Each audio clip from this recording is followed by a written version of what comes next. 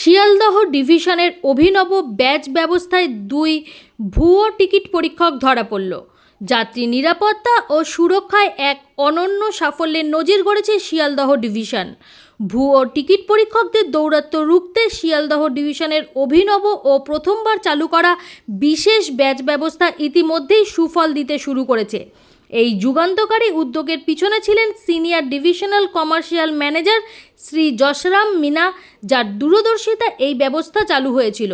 এই নতুন ব্যাচ ব্যবস্থার ফলে সম্প্রতি পরপর দুইজন ভুয়ো রেল কর্মচারীকে শনাক্ত ও আটক করা সম্ভব হয়েছে, যা যাত্রীদের মধ্যে সতর্কতা ও সচেতনতা বৃদ্ধির এক উজ্জ্বল দৃষ্টান্ত।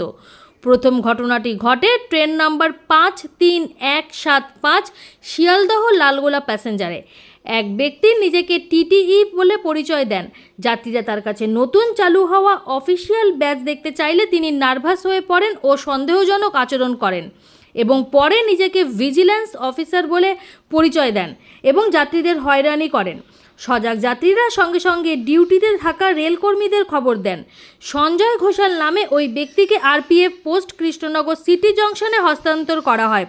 জিজ্ঞাসাবাদে সে স্বীকার করে যে সে একজন ভুয়ো ভিজিল্যান্স অফিসার এবং টিকিট পরীক্ষক। তার বিরুদ্ধে সংশ্লিষ্ট ধারায় মামলা রুজু করা হয়েছে। এরপর আরও একটি ঘটনা ঘটে লক্ষ্মীকান্তপুর স্টেশনে।